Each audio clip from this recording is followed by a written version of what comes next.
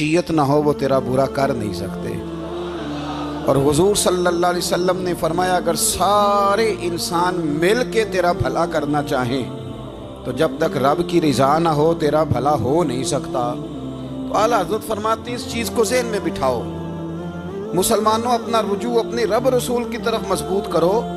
یہ کیا بات ہو گئی کہ میں اس سے بھی ڈر رہا ہوں، میں اس سے بھی ڈر رہا ہوں، وہ بھی میرے پیچھے لگ گیا۔ فاضل بریلوی رحمۃ اللہ علیہ ان چیزوں سے منع فرماتے تھے۔ وہ کہتے تھے یہ توہمات ہیں، اوہام پرستی ہے، ہمیں ان چیزوں سے ہمیشہ بچنا ہے، اپنی آنے والی نسلوں کو بچانا ہے۔ اور فرمایا کرتے تھے رب کی رضا پہ جو راضی رہتا ہے اللہ اسے سکون والی زندگی عطا فرماتا ہے۔ ہمارے ہاں لوگ پوچھتے ہیں طبیعت کیسی ہے، لیکن یو پی میں، سی پی میں، لکھنؤ میں پوچھا جاتا ہے کہ کیا شکایت ہے آپ کو؟ کہتے ہیں یہ سر درد کی شکایت ہے۔ یہ اردو کا ایک محاورہ ہے۔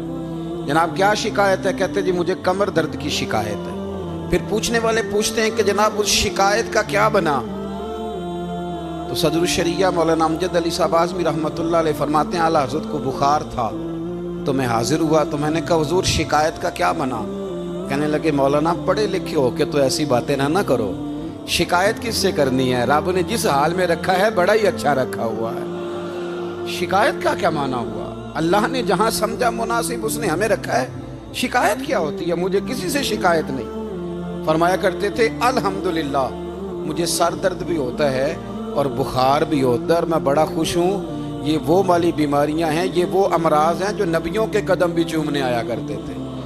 میں خوش بخت ہوں کہ وہ امراض جو انبیاء کے پاس آتے تھے، سر درد اور بخار، وہ مجھے لگتے ہیں۔ اپنی زندگی کو رضا والی زندگی بنایا، یقین بڑا کامل تھا میرے اعلیٰ حضرت کا۔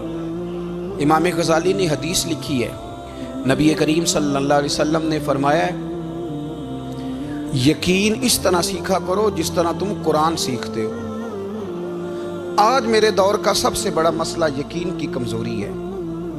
مسلمان کچی پکی سوچیں سوچتا ہے، کمزور کمزور جملے بولتا ہے، اس کو دنیا داروں کے وعدوں پر اعتماد جلدی ہوتا ہے، لیکن معاذ اللہ اللہ رسول کے وعدوں کے بارے میں یہ کئی دفعہ شکوک کا شکار ہوتا ہے۔ اسے سمجھنا چاہیے۔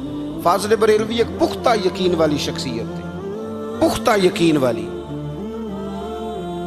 بریلی شریف کے دائیں بائیں طاعون کا مرض پھیل گیا تو اعلیٰ حضرت فرماتے ہیں میرے منہ میں بھی کچھ گلٹیاں نکل آئیں، تو بعض لوگوں نے کہا شاید آپ کو بھی طاعون ہو گیا ہے۔ اعلیٰ حضرت رحمۃ اللہ علیہ فرماتے ہیں جو سب سے بہترین طبیب تھا وہ لایا گیا، اس نے میرا منہ دیکھ کے گلٹیاں دیکھ کے کہا خو آپ کو تو طاعون کا مرض ہو گیا ہے۔ تو اعلیٰ حضرت فرمانے لگے مجھے ساری بیماریاں لگ سکتی ہیں، یہ نہیں لگ سکتی۔ اس نے کہا حکیم میں ہوں کہ آپ ہیں؟ فرمایا نہیں آپ ہی ہیں، پر یہ بیماری مجھے نہیں لگ سکتی، یہ مجھے ہو نہیں سکتی۔ اس نے اصرار کیا تو اعلیٰ حضرت رحمۃ اللہ تعالی علیہ اس کو کہنے لگے میاں تو جو مرضی کر لیکن مجھے طاعون کا مرض نہیں ہو سکتا، یہ بات طے ہے۔ وہ ناراض ہو کے چلا گیا۔ اب طاعون کی جو گلٹیاں ہوتی تھی نا وہ بڑے بڑے مہینوں نہیں جاتی تھی، تکلیف رہتی تھی۔ اعلیٰ حضرت کہتے ہیں میں نے اسی رات نا تھوڑی سی کالی مرچوں کا سفوف بنایا اور مسواک میں رکھ کے جب منہ کے اندر چھڑکا تو تھوڑا سا خون نکلا اور میرا منہ بالکل ٹھیک ہو گیا۔ سویرے میں نے کہا بلاؤ نا اپنے حکیم کو جو کہتا تھا طاعون ہو گیا ہے۔ تو لوگ کہنے لگے حضور آپ کو ویسے کیسے پتا تھا طاعون نہیں ہے؟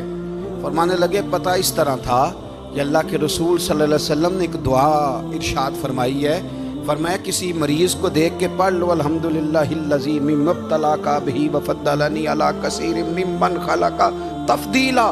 حضور نے فرمایا کسی بیمار کو دیکھ کے، مصیبت والے کو دیکھ کے یہ دعا پڑھو، تم اس مصیبت میں شکار نہیں ہوں گے۔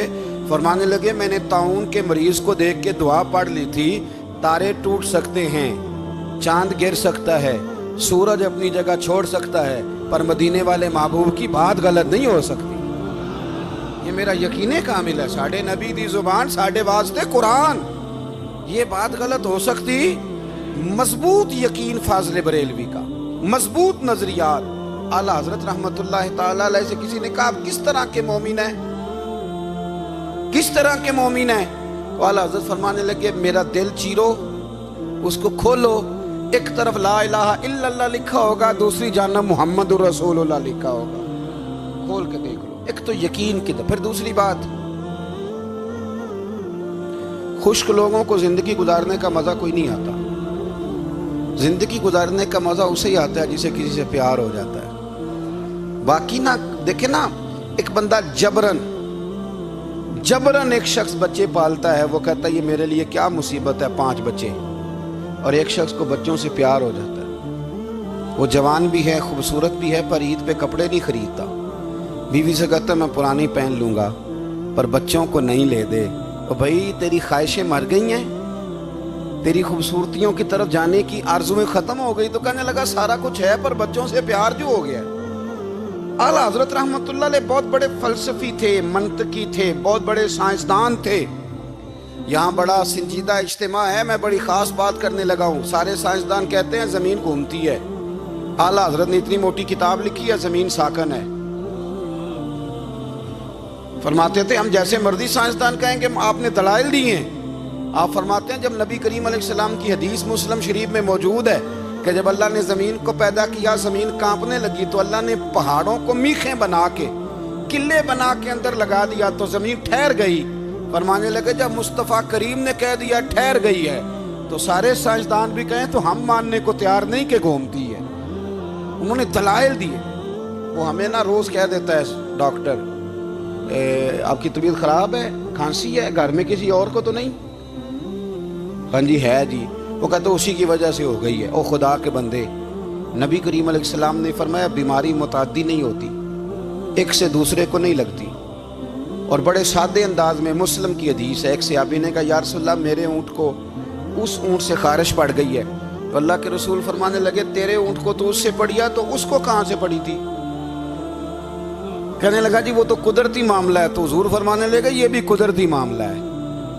اب ہمیں جو مرضی، اعلیٰ حضرت کے زمانے میں لوگوں نے کہا کشش ثقل ہے، زمین اپنی طرف چیزوں کو کھینچتی ہے. دلیل کیا ہے؟